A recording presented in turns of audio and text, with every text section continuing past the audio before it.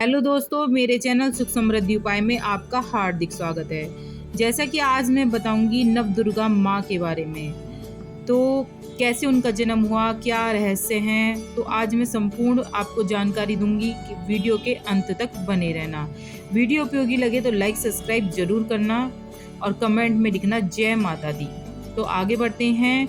कैसे जन्म हुआ? माना जाता है देवी का जन्म सबसे पहले दुर्गा रूप में हुआ था, जो राक्षस महिषासुर का वध करने के लिए हुआ।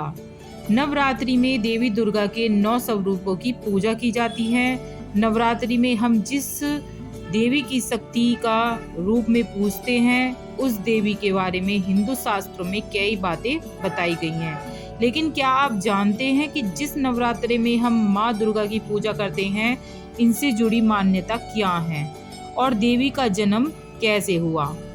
अब मैं बताऊंगी आपको कैसे हुआ देवी जी का जन्म। माना जाता है देवी का जन्म सबसे पहले दुर्गा के रूप में ही हुआ था और राक्षस महिषासुर का वध करने के लिए हुआ था। यही कारण है कि देवी के महिषासुर मर्दनी भी कहा जाता है। पौराणिक कथाओं के अनुसार महिषासुर सभी देवताओं को भगाकर स्वर्ग पर कब्जा कर लिया था। तब सभी देवता त्रिमूर्ति के पास गए। देवताओं की व्यथा सुनकर ब्रह्मा, विष्णु, महेश, भगवान शिव ने अपने शरीर की ऊर्जा से एक आकृति बनाई। उसके बाद सभी देवताओं ने अपनी शक्तियां उस आकृति में डाली। यही कारण है कि देवी दुर्गा को शक्ति भी कहा जाता है।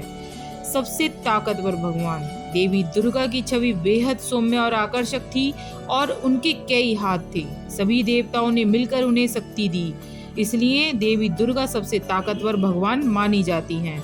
भगवान शिव ने उन्हें त्रिशूल दिया, विष्णु ने चक्र, ब्रह्मा ने कमल, वायुदेव ने नाग मिली, पर्वतों के देवता हिमावंत से कपड़े मिले, धनुष और शेर मिला।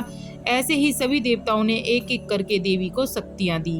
तब वो 9 दुर्गा देवी बनी और महिषासुर के युद्ध के लिए तैयार हो गई। अब मैं बताऊंगी आपको 9 दिन क्यों होती है देवी दुर्गा जी की पूजा।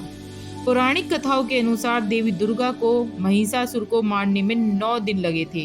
यही कारण है कि नवरात्रि को 9 दिन तक मनाया जाता है। पौराणिक कथाओं के अनुसार महिषासुर और अन्य राक्षसों को मारने के लिए देवी दुर्गा ने हर दिन अलग अलग रूप लिया था।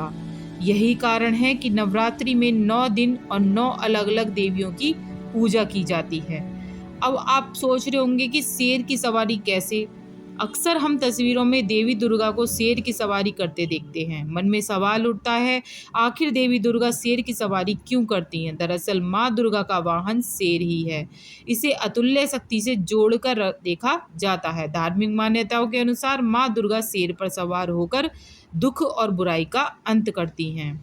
108 मंत्रों का जाप क्यों किया जाता है, अब मैं उसके बारे में आपको बताऊंगी। इसलिए किया जाता है कि धार्मिक मान्यता के अनुसार भगवान राम ने रावण से युद्ध करने से पहले माँ दुर्गा की पूजा की थी। कहा जाता है कि इस दौरान भगवान राम ने देवी दुर्गा को 108 नील कमल चढ़ाए थे। मान्यताओं के अनुसार जिस दिन रावण का वध हुआ था, उस दिन दशहरा मनाया जाता है। यही कारण है कि नवरात्रि के अंत में दशहरा मनाया जाता है और उस दिन रावण को भी जलाया जाता है।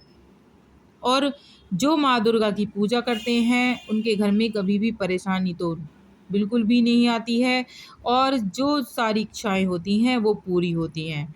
माँ दुर्गा के कुछ नवरात्रे, गुप्त नवरात्रे होते हैं, वो बहुत ही सौभाग्य प्रदान करते हैं। अगर कोई गुप्त नवरात्रे में माँ दुर्गा की पूजा करता है तो उसकी सारी मुरादें पूरी हो जाती हैं और माँ हमेशा सबके भक्तों का भला करती हैं।